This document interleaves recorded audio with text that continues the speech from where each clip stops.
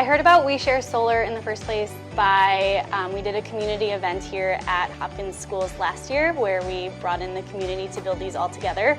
And then from there I got involved with bringing it to my classroom. Today we built 6 different solar panels to be sent to different places in Africa to power different schools.